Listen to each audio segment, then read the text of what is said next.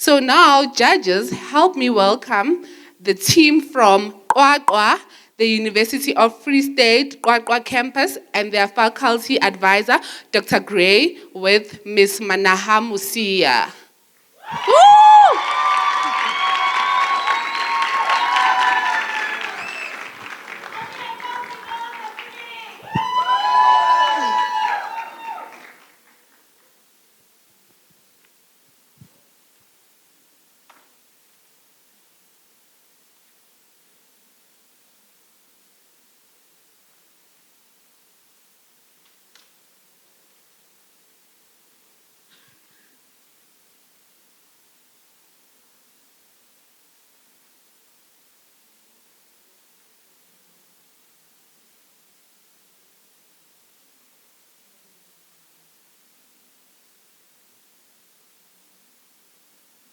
Okay, guys, your setup time is over.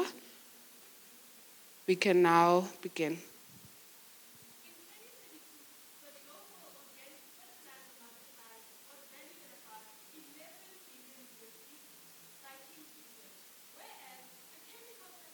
Industry size was approximately 18.1 billion USD. This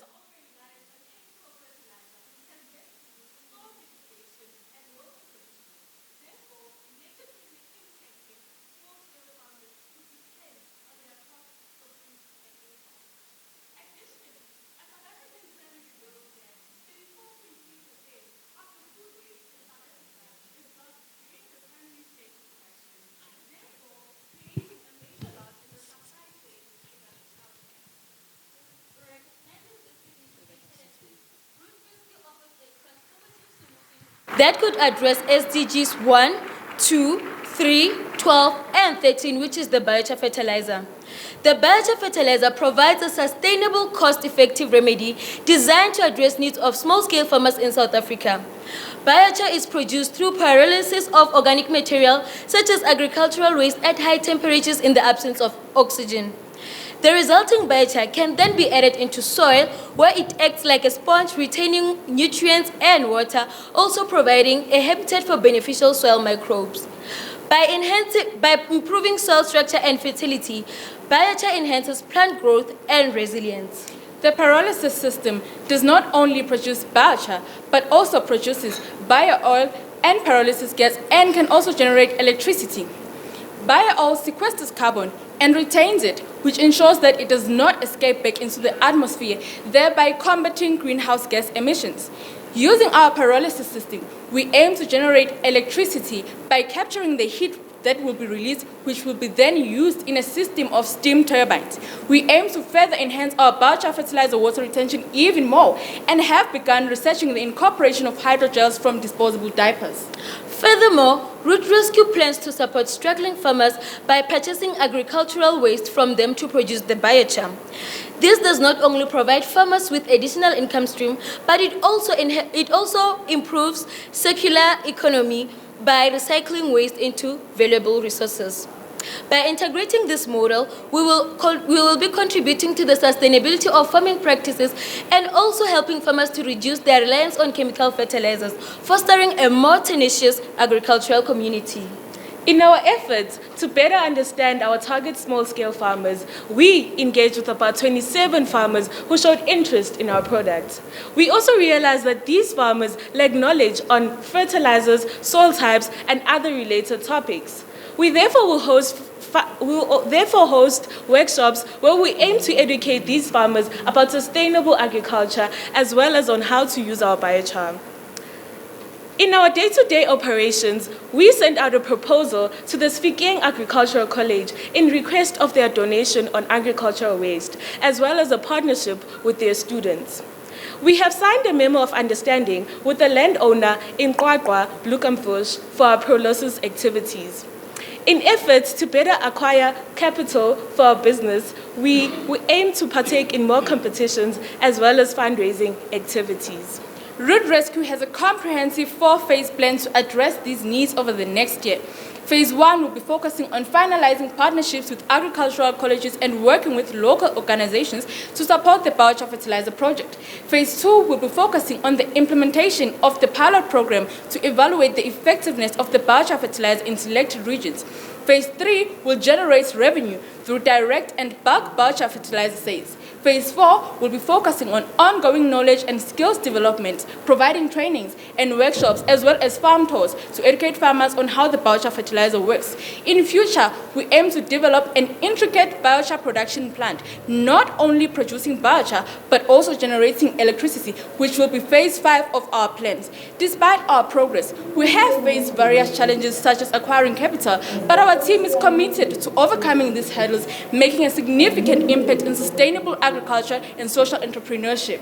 Root Rescue is led by a team of dedicated students who are committed in making impact on agricultural sustainability and impacting the lives of the small-scale farmers. We are Enactus UFSQQ.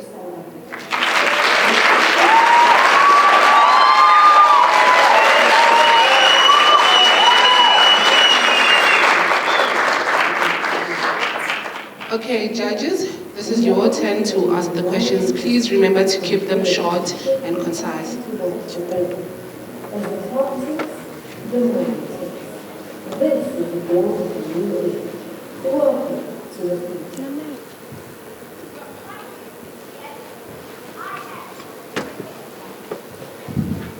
Good morning, UFSQQ. So I saw you outlined your future plan. I just need to understand the timelines that you're looking at in order for you guys to achieve the impact that you intend to achieve through your biochar project.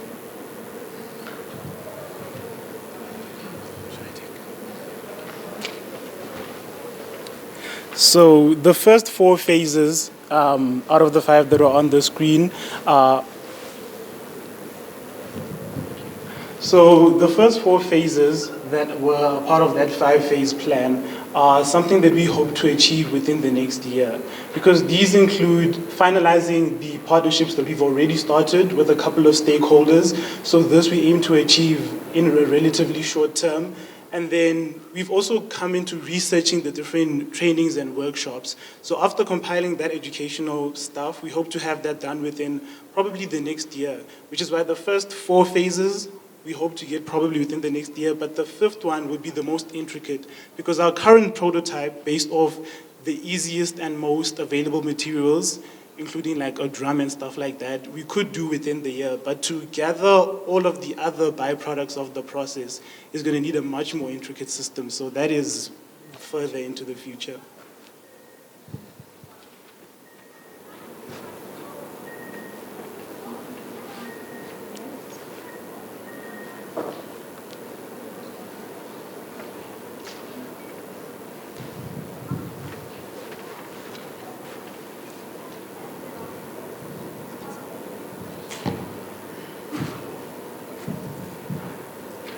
Hi.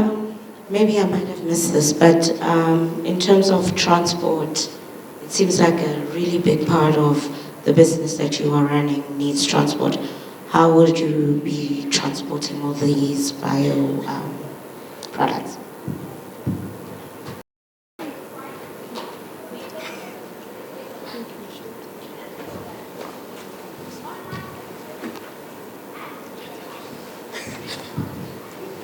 Okay.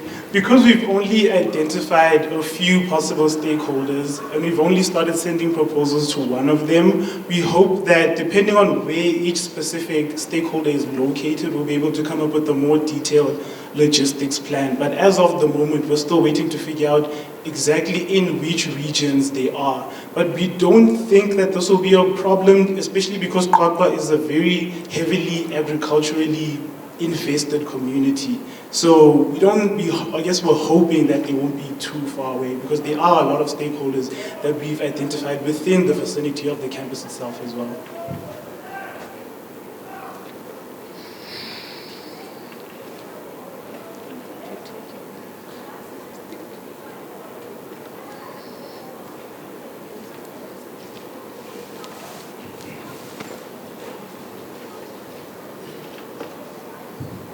I see that you're going to be burning your waste. Do you take into account the CO2 emissions thereof?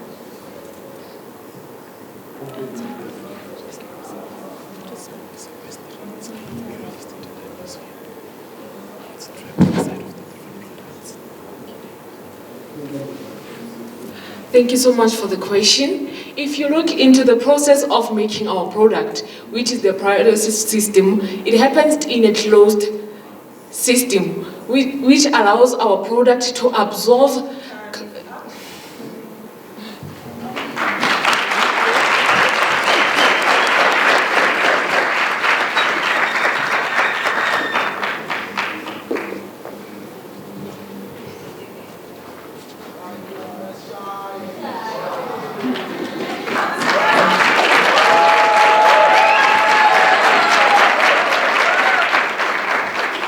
Okay, thank you, UFS. Judges, please help me welcome the team all the way from Sovenga, Polokwane, the University of Limpopo, and their faculty advisor, Mr. James Sikele, and co-faculty advisor, Mr. Kevin Meso.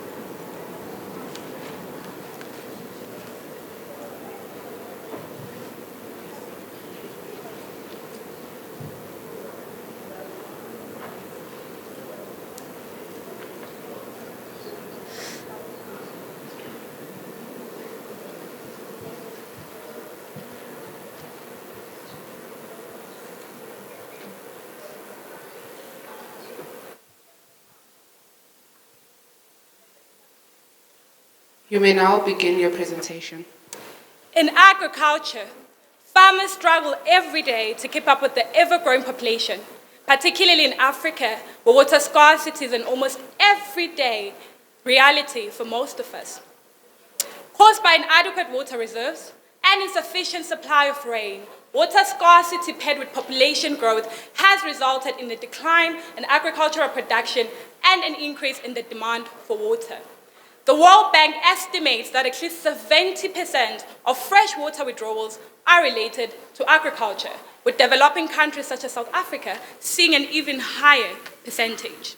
With an average rainfall of 500 millimeters, which is half of the world average, South Africa is regarded a water-scarce country by the South Africa Weather Services. And according to the International Panel of Services, I quote, climate warming makes the scarcity worse by causing extended droughts and erratic rainfall patterns, close quote. In Limpopo, many farmers rely on unreliable water sources such as rivers and boreholes, putting immense strain on their operations. Crop farmers in particular face significant challenges every day. Without a reliable water supply, irrigation becomes inconsistent, leading to poor crop yields and reduced agricultural productivity.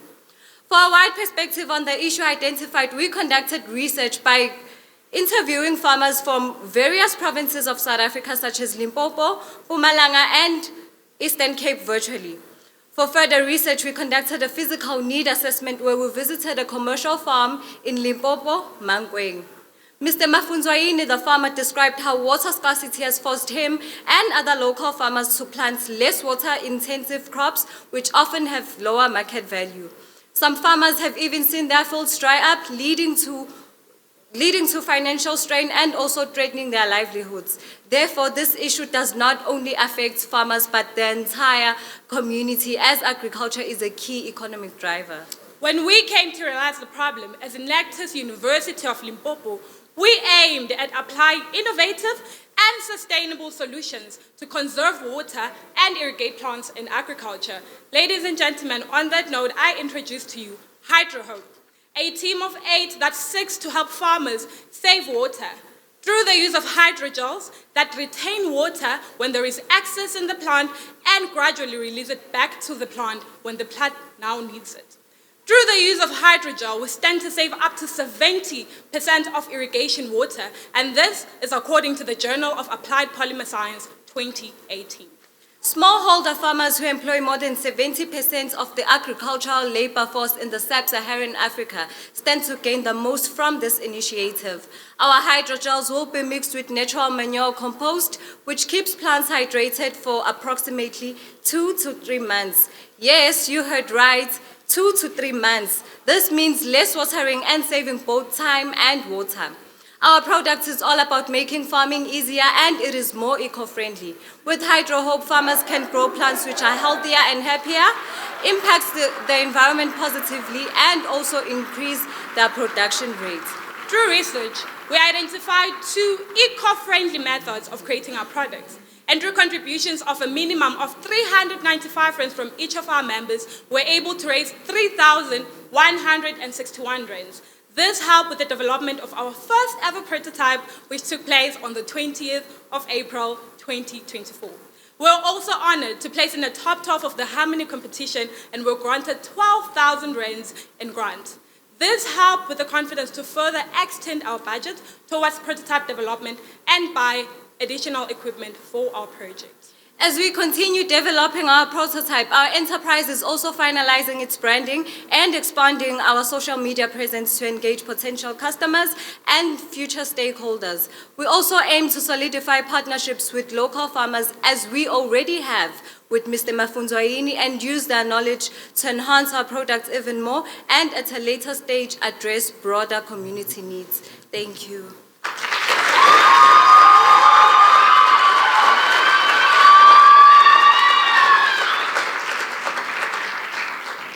Hey, judges, you can ask your questions.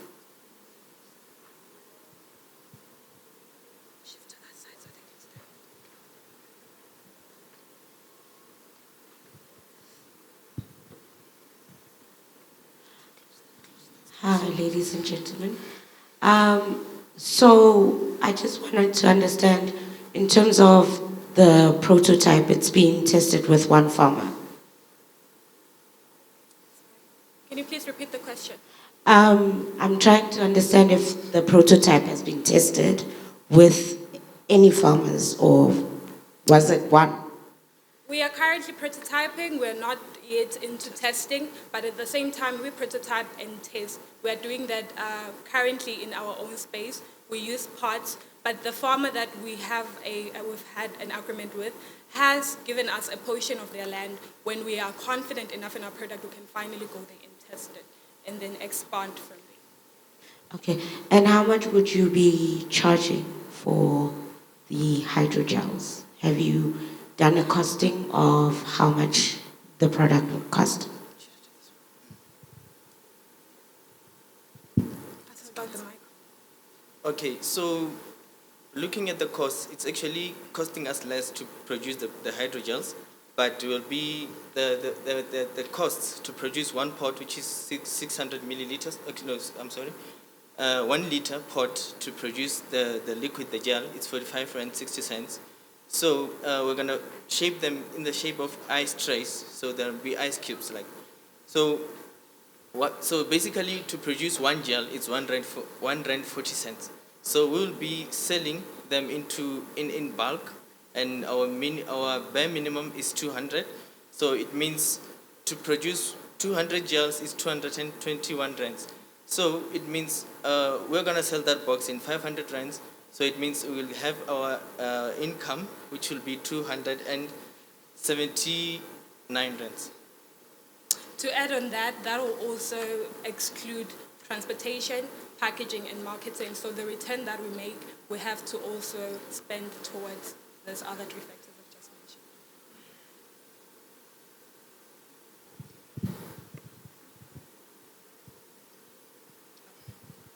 Morning, University of Limpopo. So I just want to find out from the interviews that you conducted with the different farmers, what were the insights that you were able to draw from that data that you collected, and how did it affect the decision-making process?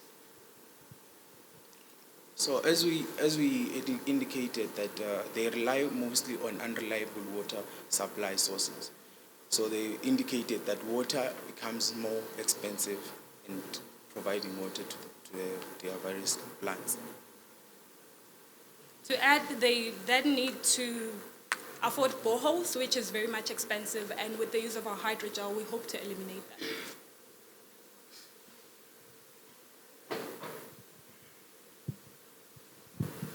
In your costing, did you consider whether or not smaller farmers or smaller farms would be able to afford it?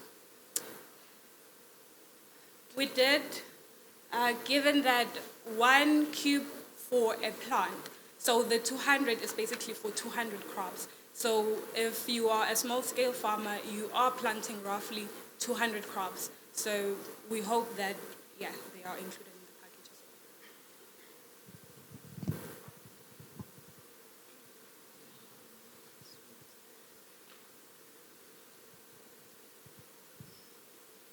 Okay, guys, let's show them some love.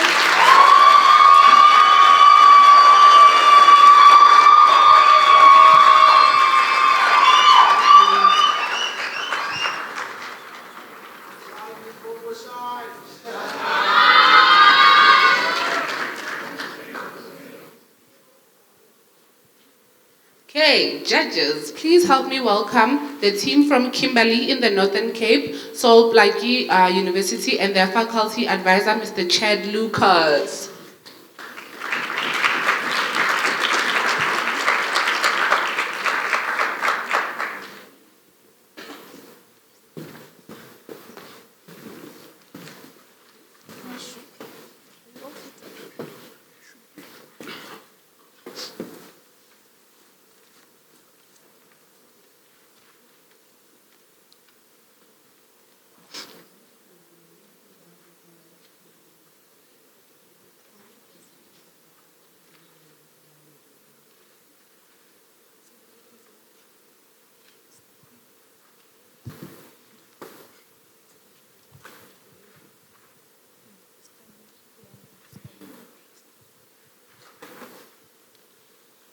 South Africa is a land of stunning contrast.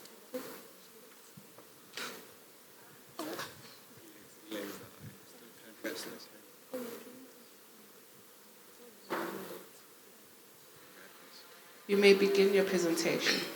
South Africa is a land of stunning contrast, where the golden green lands meet with the towering mountains and the ocean hugs the rugged coast. The sun bathes land in warm colors and the night sky sparkles with countless stars. It's a place where vibrant cities buzz with life and the vast desert whispers with peace. Here, a rich mix of culture and tradition come together in harmony, creating a beautiful, diverse mosaic. One such place is the Northern Cape, a place where unending fields of dreams merge with mountain moonscapes, and dazzling colors give way to gentle hues. A land of solitude and mystery, pregnant with the spirits of the past, where the past is written on the face of the present. A land where rivers of diamonds cut through the sun-baked earth. Despite its breathtaking beauty, the Northern Cape faces significant challenges. It has 50% of the population struggling financially. Most areas lack adequate farmland, suffer from recurring droughts, and have poor infrastructure. About 20% of the population do not have access to sufficient nutritious food. Ladies and gentlemen, today we'd like to take you on a journey that beautifully illustrates how passion and purpose can come together to create a positive impact on society. As we embark on this journey, it is crucial to understand the context in which we are operating. Kimberley, the city of diamonds, is also facing significant challenges pertaining to food insecurity within marginalized communities: poverty, unemployment and inequality, water crises, and unreliable water supply. These pressing issues have compelled us to seek innovative solutions to ensure food security and community well-being. In response to these challenges, we have founded Farmally, a transformative initiative designed to turn adversity into opportunity by leveraging potentials within our community backyard. Family's model is built on the idea of utilizing the vacant backyards of community members to cultivate crops using sustainable methods. We employ a non-dig farming system and a traditional hydroponics, which are both environmentally friendly and efficient.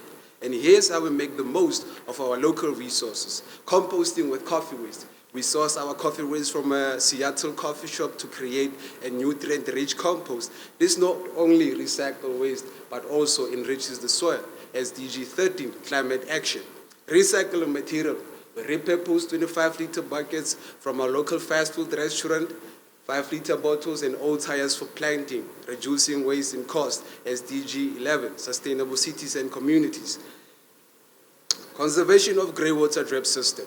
Given Kimberley's severe scarcity of water, we use greywater drip system for irrigation, conserving water while keeping our crops hydrated. SDG 6, clean water and sanitation. Family's model is built on a collaborative effort with backyard homeowners.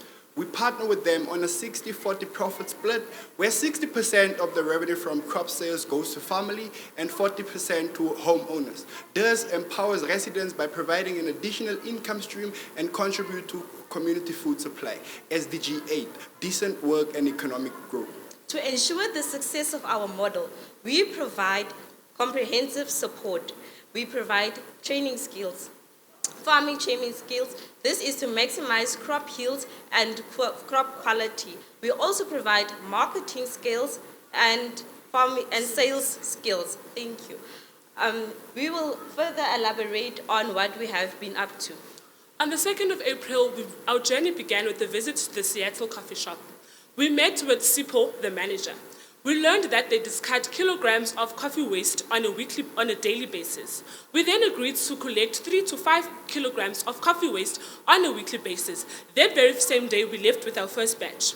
A week later, on the 9th of April, we began with our prototype. We bought seeds from Checkers and planted them in 2-liter bottles that we have recycled. A month later, our seeds began to germinate, which validated our approach. And on the 30th of April, we visited crop plants and met with Mr. Kher, an expert in farming. We pitched our initiative and highlighted how we need his expertise and collaboration. Mr. Kher was interested and told us to formalize our proposal, outlining our plans for educational workshops, sibling discount, and mutual promotional activities. And on the 10th of May, we identified a promising Patient backyard. time has expired.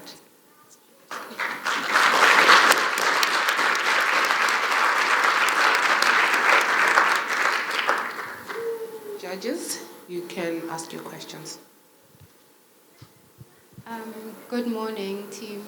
I know you mentioned that you form partnerships with the backyard owners, but how do you manage the risks? How do you share the risk? Do you also share the risk on a 60-40 basis? What happens to the risk if, there's the crops die?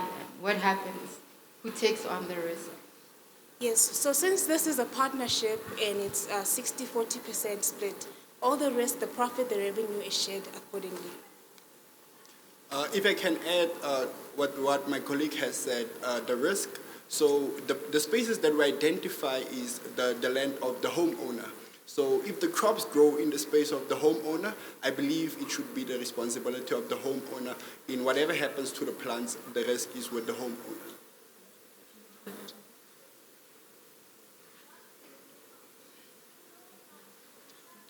Good morning. I just wanted to ask around your partnership with Seattle Coffee.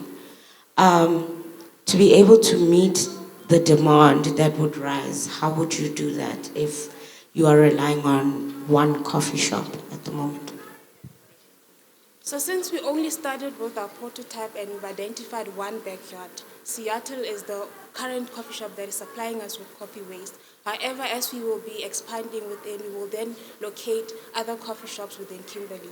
Wimpy, Mug and Bean to provide us with copy waste. Thank you.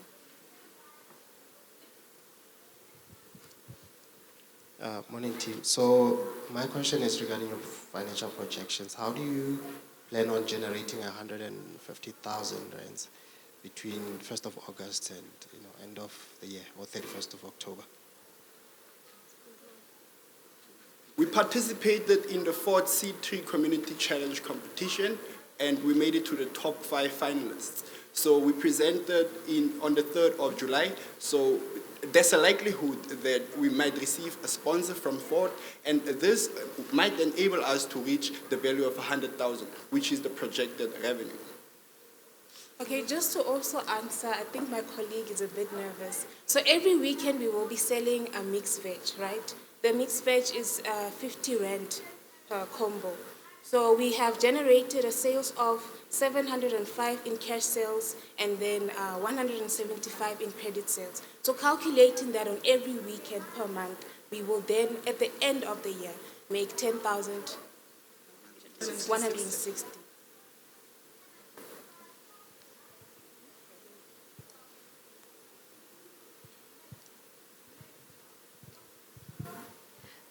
For your backyard farmers, will they have any sort of training to farm effectively? Yes, our partnership with Mr. Gert does include training, as he is an expert in agriculture. So we spoke to him and said, we are just students with this idea, we need an expert within the team. And he has agreed to not only sponsor us with discounts, with seedlings, but also provide trainings to the backyard owners, as they will also be directly part of the project.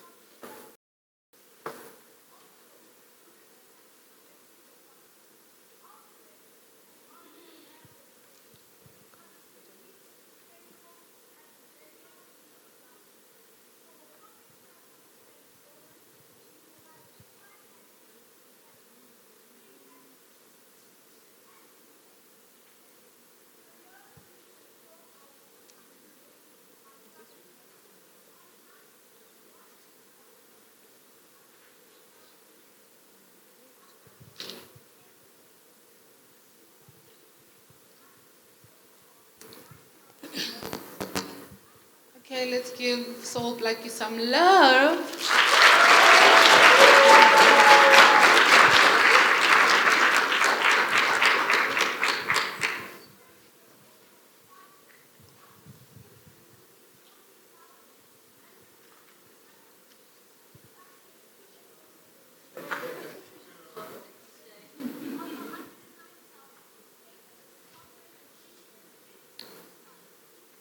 Ladies and gentlemen, please help me welcome the team from the City of Gold, the University of Johannesburg, and their faculty advisor, Mr. Lawrence Seseni, and co-faculty advisors, Mr. Semanga Mabuza and Ms. Krista Van Zyl and Dr. Stella Vuma.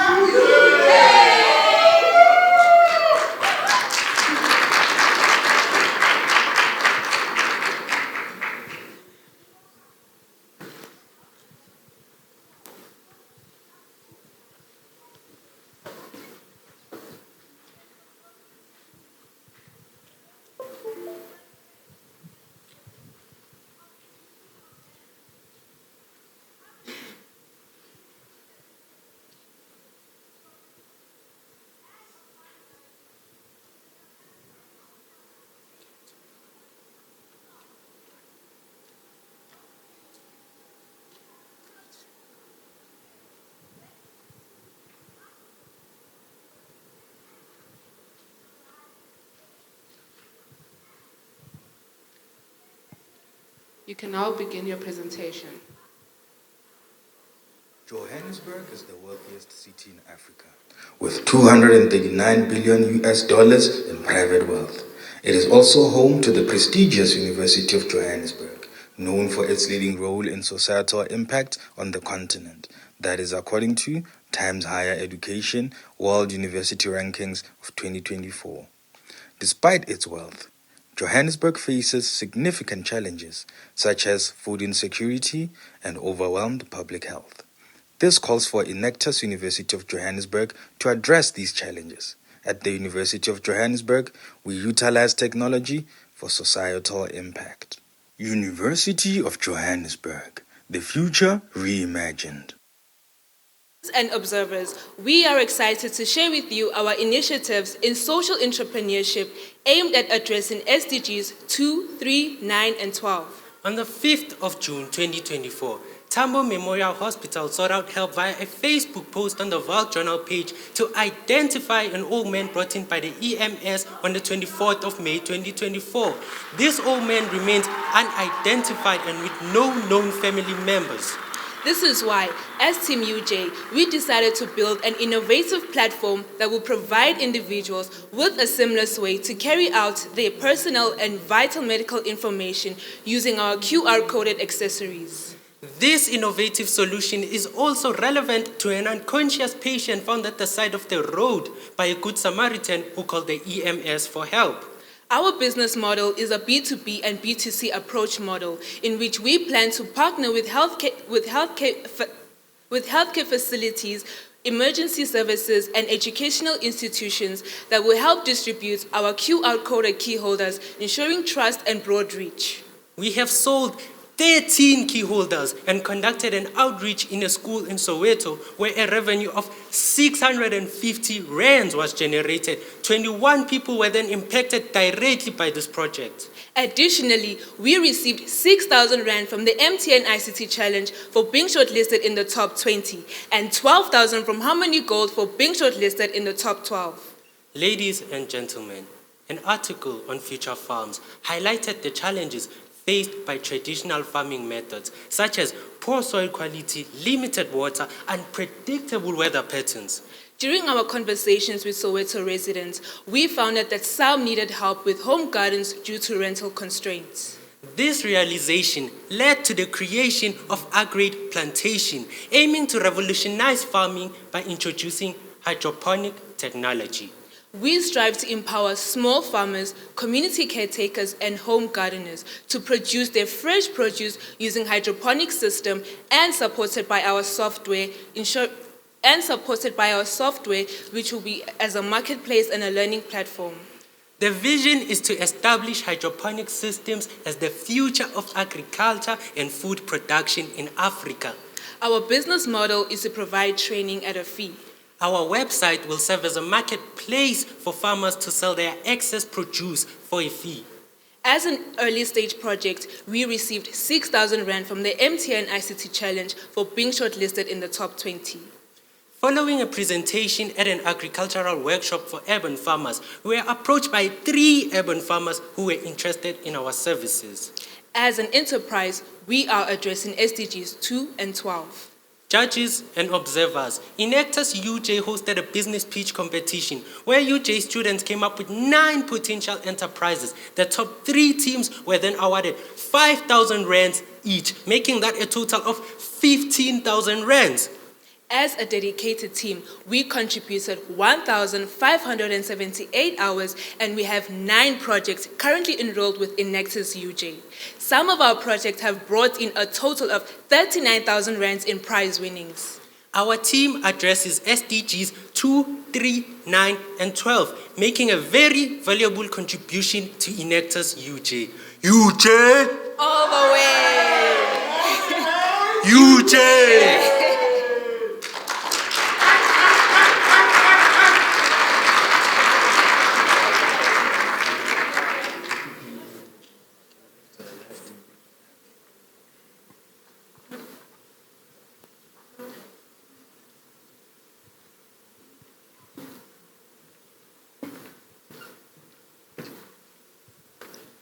Good morning.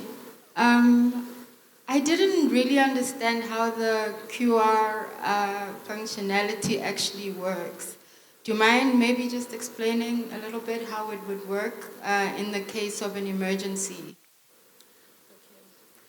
So in an emergency situation, what happens is that should a person is unconscious or unable to speak for themselves.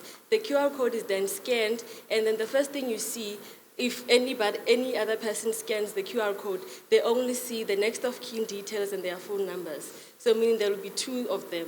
And then the medical information can only be seen by the medical practitioners by using the practitioner numbers.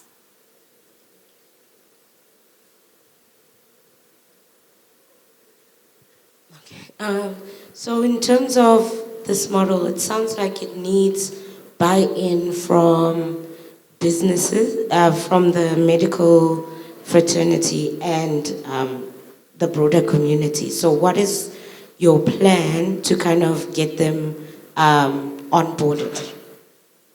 Okay, so the initial idea is to plan, we are planning to approach medical aid facilities. So in this way, we're going to tell them that by partnering with us and using our key holders, by recommending them to their clients, they reduce the cost of having to, of their customers or clients having to always pay the fees every time they do the check-ins and check-outs. So meaning their medical history is always updated on the platform, and then they can always get it at any time. Thank you so much for the presentation. I wanted to pick up on this LifeLink Connect. Whose responsibility is it to actually update the information and distribute the updated QR codes to the patients? Can you please repeat the question? So who's responsible for updating the LifeLink Connect information, so the medical information, and then distributing those QR codes to the patients? So the patients will buy the key holders from us, right? And then by accessing our website, they can be able to update their medical history at any time. So meaning whenever they go for a checkup and they get new results, they can always check, they can always update it. I have a follow-up question from my other question. What about low-income groups, the people like who really need your innovation? So like an old lady who doesn't have medical aid, or a young person from a township who doesn't have medical aid, how would you be able to ensure that you track the information? So right now, we're still looking into approaching the government, so meaning we'll be working with the public hospitals. So they will be the one updating the information and providing them to the patients. So in that way, we are able to get the medical information from the doctors directly.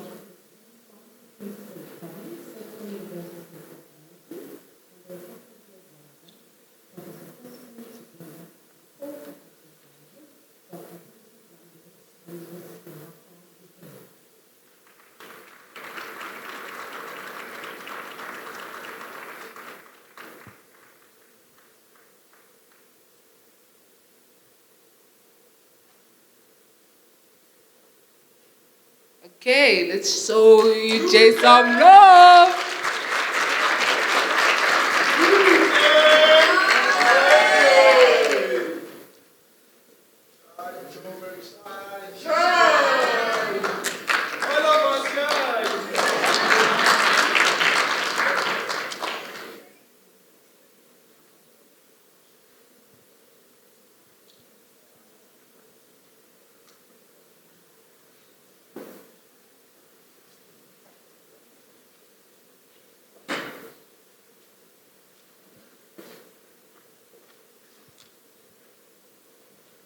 Okay, ladies and gentlemen, please help me welcome the team from Port Elizabeth in the Eastern Cape Province, Nelson Mandela University, and their faculty advisor, Mrs. Prinsloo, and co-faculty advisor, Mr. Siabonga Sirai.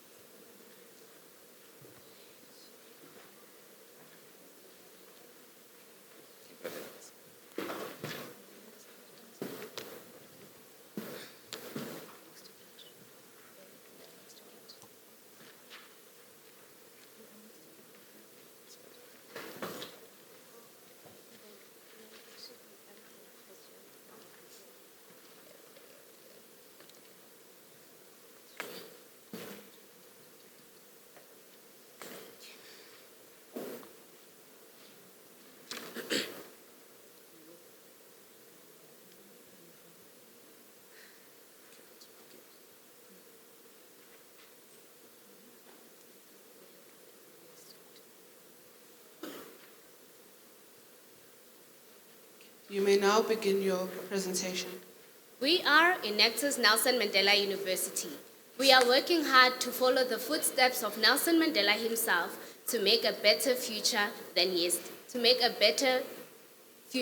yesterday. We are also working hard to create a sustainable future for those following in our very own footsteps. Financial literacy, a huge gap in the education sector that has not been highly recognized. It's more than just balancing a budget. It's about equipping the youth with the necessary skills that they need in order to make informed decisions. And it's all about ensuring that the youth is able to be financial independent. According to CNBC Africa, 49% of South Africans are deemed as financially illiterate and only 5% will be able to retire comfortably. Furthermore, an article published by the Sunday Times stated that South Africans spend about 75% of their personal income on debt.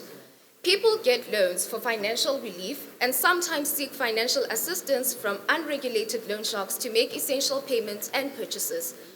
Others make use of debt relief companies that end up charging them excessive interest rates.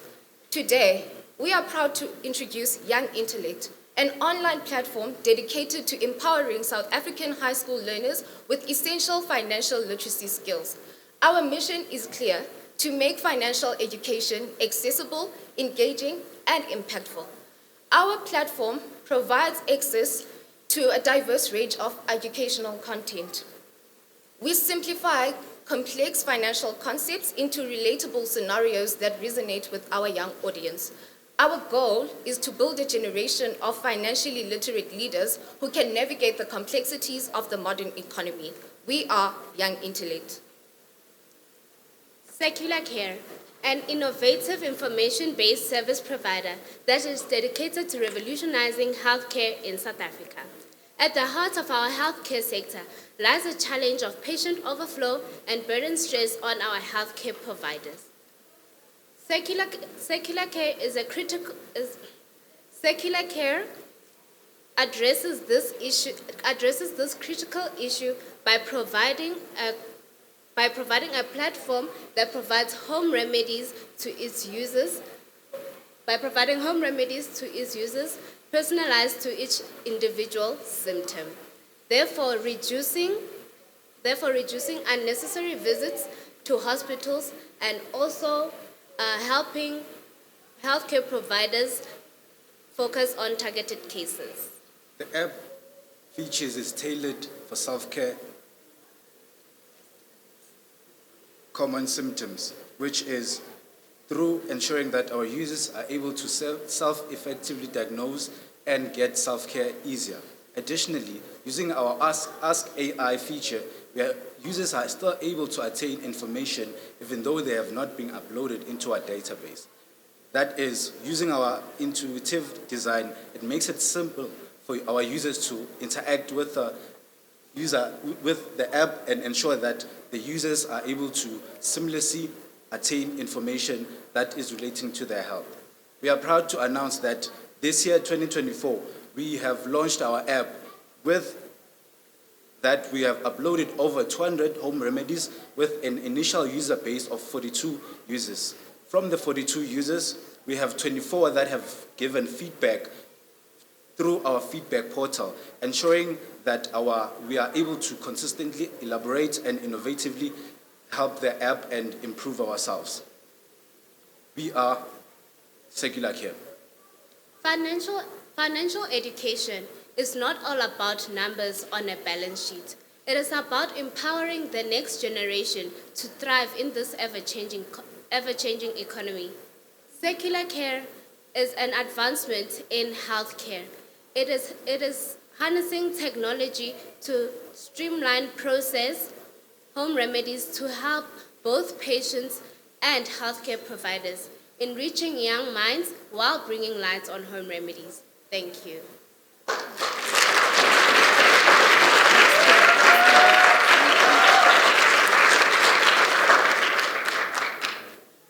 Okay, judges, you can ask your questions.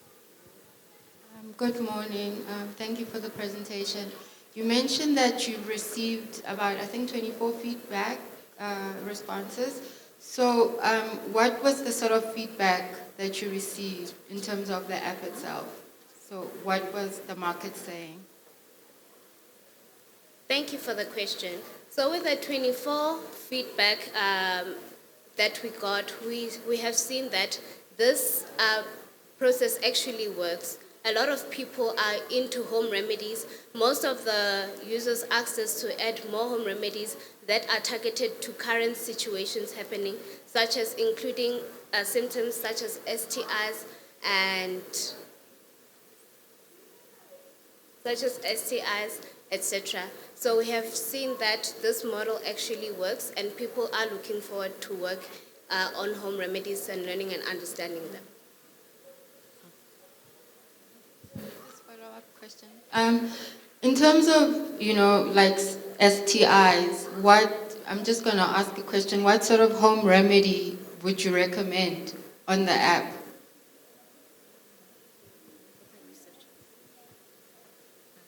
So with the research that we have received, it is actually quite interesting.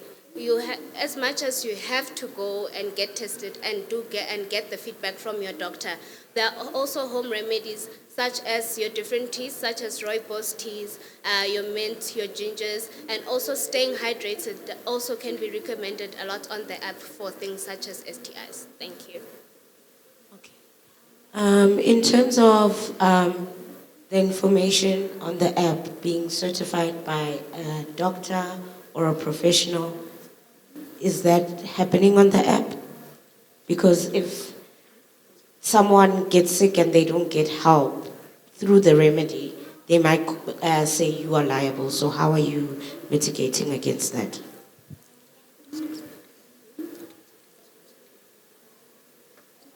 So, initially, when you interact with the app, we put a caveat that says we are not reliable with the steps that we're going to give to you. For example, if we're saying this is how you're going to cure possibly your headache, we do state that we are not reliable. This is just an alternative. It's not tested. It has not been proven into any lab. We're just saying if anything happens, we are not reliable, but we put it as an alternative. Okay, with regards to young intellect, I mean, a lot of people have started YouTube pages on budgeting and all of that. So now what separates you guys from the rest? I mean, as much as we can Google a YouTube video on how to budget, how do you guys go about when it comes to your sessions? Okay, so when it comes to young intellect, we specifically target high school learners. So we are working closely with financial planning students at our institution, and we are planning to build formalized relationships with educators.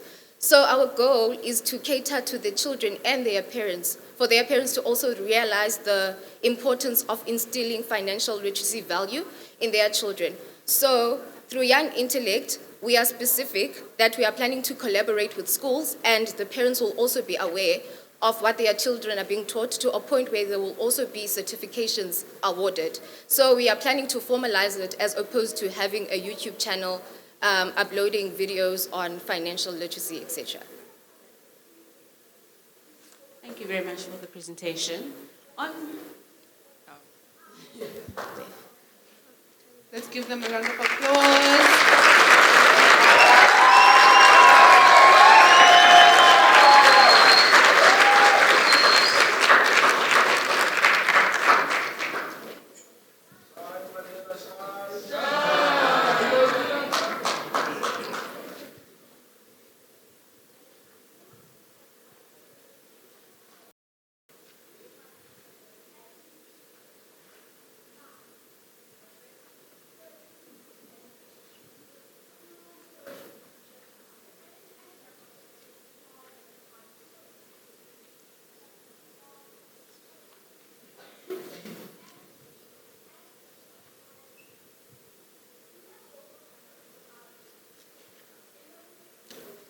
Okay, ladies and gentlemen, please help me welcome the team from Bloemfontein, the University of Free State, Bloemfontein campus, and their faculty advisor, Ms. Miriam. can I please not pronounce the surname? I don't want to pronounce it wrong. And co-faculty advisor, Mr. Ndlovu.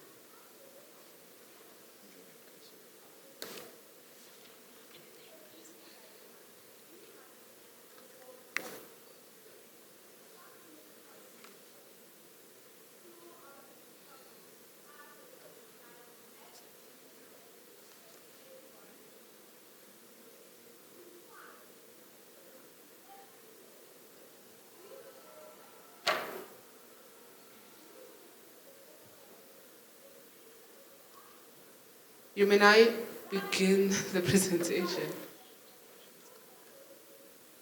Of the Free State, a beacon of excellence in South Africa, we introduced Sitututu Delivery, an innovative enterprise delivering food across the entire campus, covering 6 square meters. Sitututu exemplifies our commitment to solving real-world problems with entrepreneurial solutions. With our entrepreneurial team, we grow, challenge ourselves, and become part of a community dedicated to making a difference in South Africa and beyond. Igniting the spirit of innovation and transformation. My name is Bitumelo Mfukeng. Committed in turning challenges into opportunities, I am Kukulethu Zwane. Like a phoenix rising from the ashes, my name is Kamaralo Ngonyam. Picture a hectic day on campus, assignment deadlines approaching, hunger creeping in, and endless queues at the campus cafeteria where Mr. D and Uber Eats have limited to no access on campus. That is where Sitututu comes in, by offering reliable food delivery services. We are more than just a food delivery service. Sitututu offers convenience, support, and peace of mind for every student. Welcome to our mission of transforming student life, one meal at a time.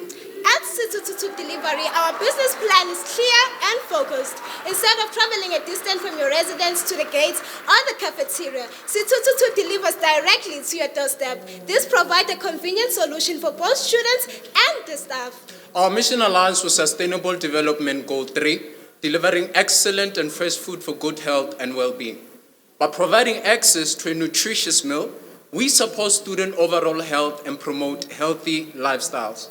Goal 8, decent work and economic growth. We have hired 3 students on a contract basis as delivery personnel, and this provides valuable work experience. Goal 17, partnerships for the goals. Collaborating with businesses at the campus cafeteria allows us to enhance our services and support the local economy.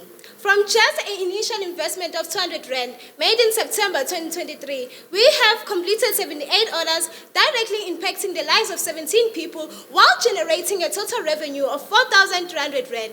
These numbers reflect on our broad presence and the trust we've built within our campus community. We have laid a solid foundation for future growth and impacts by continuously improving our delivery process and customer service. Our commission-based business model charges a 10% commission fee on each order made to a restaurant and has a streamlined order processing website. We charge 10 Rand for on-campus and 20 Rand for off-campus deliveries. Our marketing strategy leverages social media platforms such as Facebook and Instagram, including a user-friendly website. We also have flyers and posters distributed on campus notice boards. In addition, on the 31st of October, we secured a promotional interview slot on GovC FM with its total estimated total viewership of 33,000 across all social media platforms.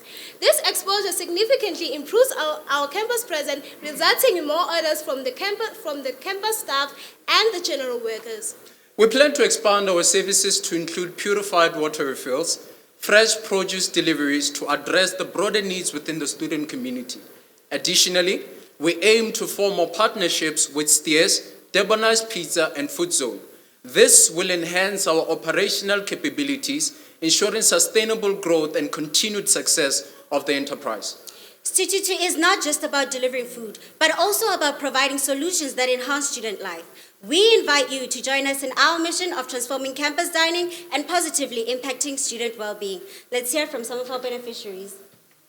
Hi, my name is Banele Kumende, a student at UFS Profeton campus. Sututu Delivery has helped me with time management, as our cafeteria has long queues. Also, they are reliable and fast in delivering food. That helps me to have more time to study in order to go and stand in the long queues and ordering food. I'm Lebohang, an employee at the University of the Free State. When I saw the to delivery poster outside our office block, that for me was like, whew, their services are quick, they are quick to respond, they're quick to deliver your food. I've never had a messed up order. I would honestly recommend them, and I'm continuing to recommend them to other colleagues to use their services. Together, we transform campus life, delivering one meal at a time.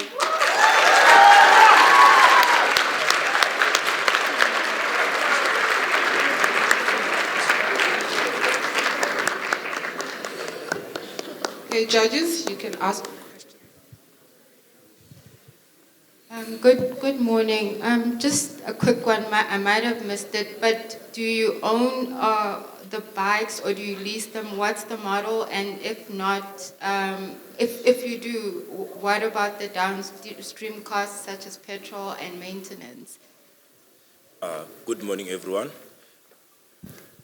So right now, the requirement for us to hire employees under our business, they must have their own bicycle. We currently only using bicycles since we are an eco-friendly business. Thank you very much. Good morning. I just want to understand, is there a cap on the kilometers that are off campus? Because someone can order 20 kilometers away or 10. What is the cap? Thank you very much for your question. We have a certain radius, so there are certain locations within, surrounding the university where we take orders. If they are beyond that, we don't take orders from that. I just want to understand, I see at the back, your variable operational costs. What is it made out of? So basically, our variable cost is made up of the cost of buying the food from the shops at the cafeteria and the salaries of the employees. Thank you very much.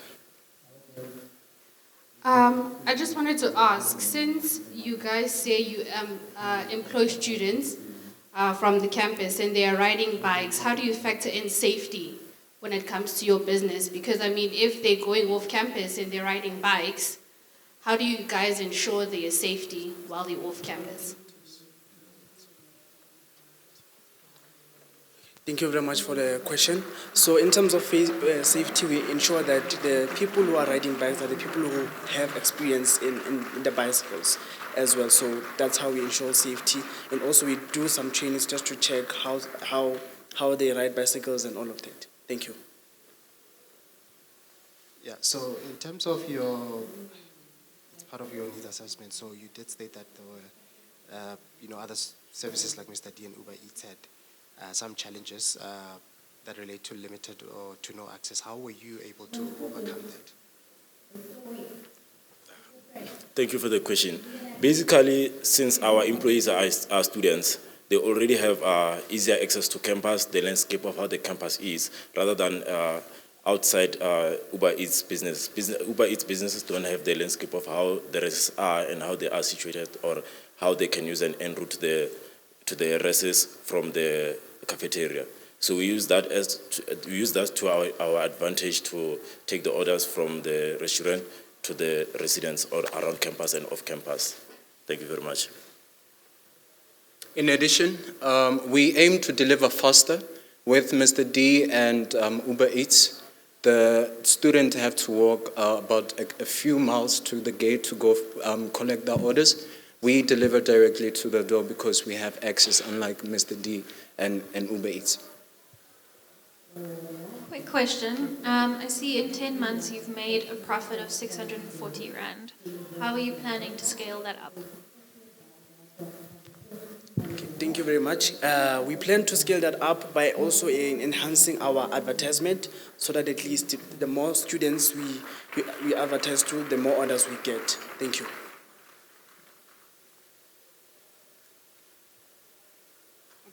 Let's show them some love.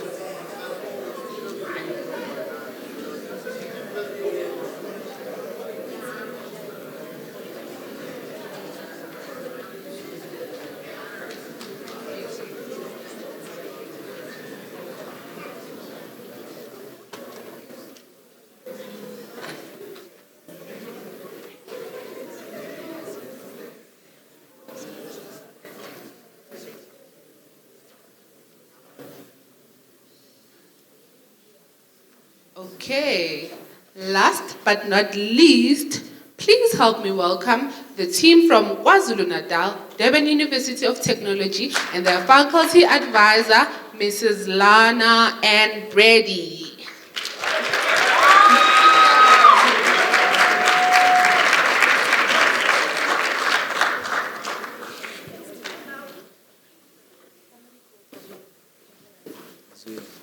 Go back.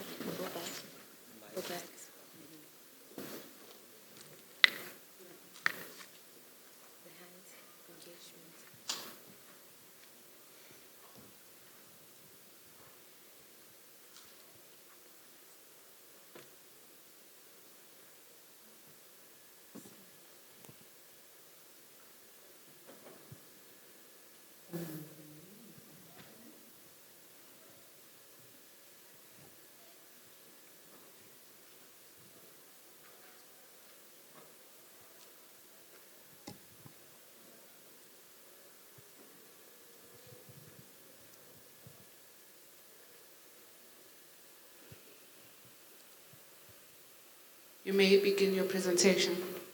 Ladies and gentlemen, did you know that mushrooms are not vegetables nor fruits? They belong to their own kingdom, the fungi kingdom, a royalty in the world of agriculture.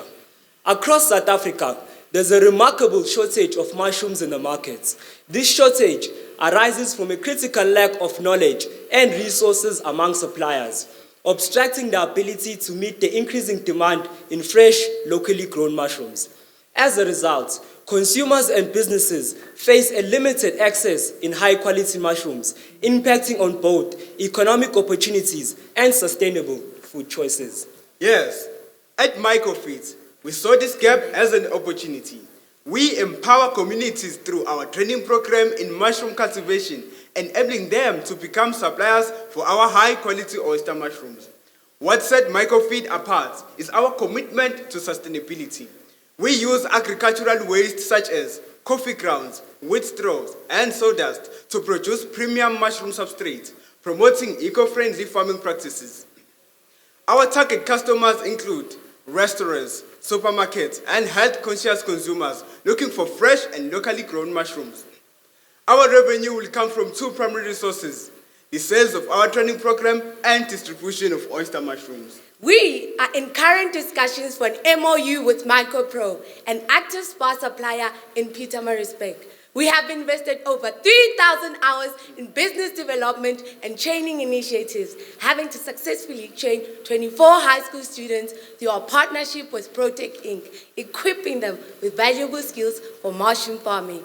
Our progress with MicroPro demonstrates a growing market interest and potential for expansion. However, Microfeeds has faced significant challenges due to heavy weather conditions hindering our harvesting processes.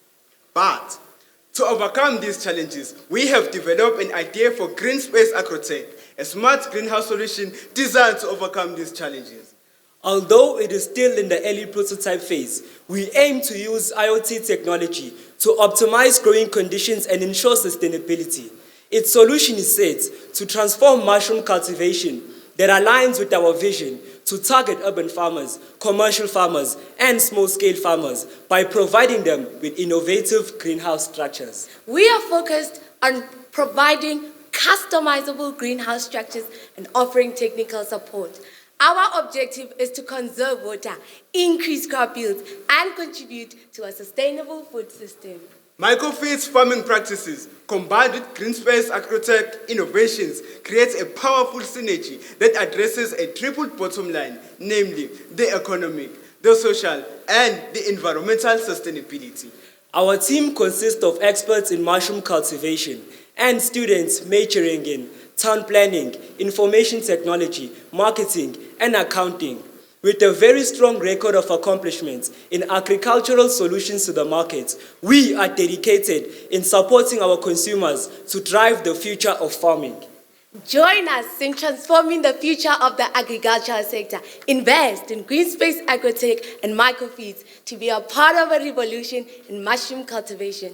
Whether you're looking to farm mushrooms at home or start a commercial venture, our innovative technology and sustainable practices will empower you to achieve your goals. Together, we can turn this vision into reality and empower growers to achieve their goals. Thank you.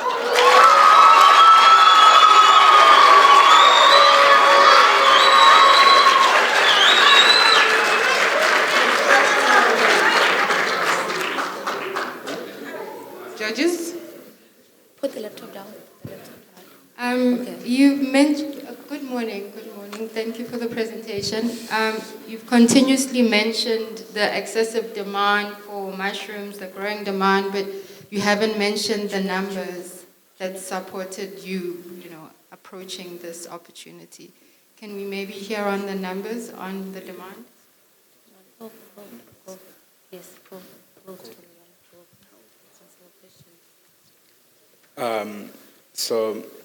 Based on research, it says that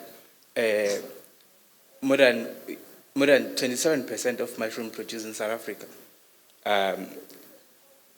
There's more than 20% of farmers that contribute to the GDP within South Africa.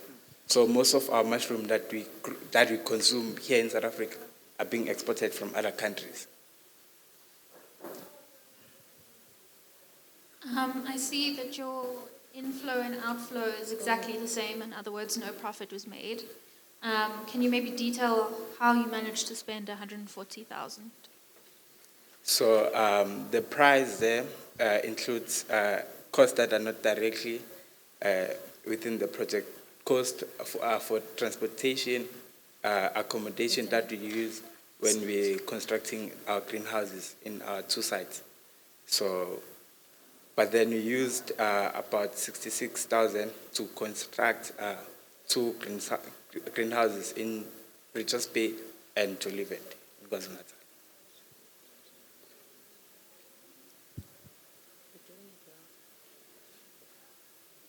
Sorry, I just want you to clarify for me. Did you want to say imported or exported? Imported. Okay, thank you.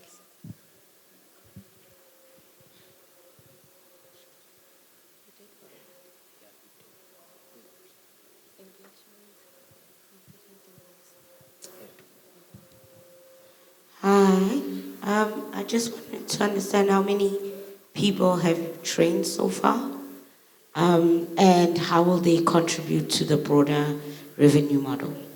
Okay. Yeah. So far we are in partnership with Protech Inc. It's a student center, right? So we were more focused. Our target market consists of local supermarkets and restaurants, but now we are focusing on the health-conscious consumers. So now we train these students. What we did was to tell them about mushrooms, the importance of mushrooms. So what we're aiming and hoping is that they go back home, they tell their parents about these healthy mushrooms that we offer. So far it's just the 24 high school students, but in the future we aim to target higher, go for local restaurants, go for supermarkets, and go for adults. But we started small and we are growing. Just to add on what my colleague has said is that part of our plans with our training programs is that we aim to ensure that we train individuals to become equipped with mushroom cultivation skills so that they can then become our suppliers for oyster mushrooms. And then once they become our suppliers, we can then start using the supplied mushroom and start providing them to outlet stores like Spar and other ShopRite and other food outlets as well. Okay, just maybe quickly, you mentioned the opportunity to use IoT in agriculture. I didn't see a lot of it on the presentation. How do you plan to use IoT in? Thank you for that question, ma'am. So, Sorry, the time is up. Please give them a round of applause.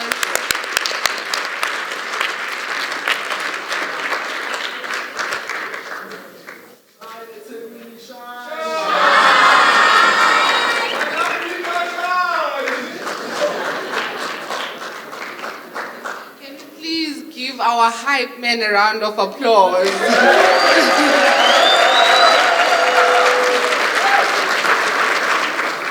Okay, guys, can students please leave the adults to do the adulting?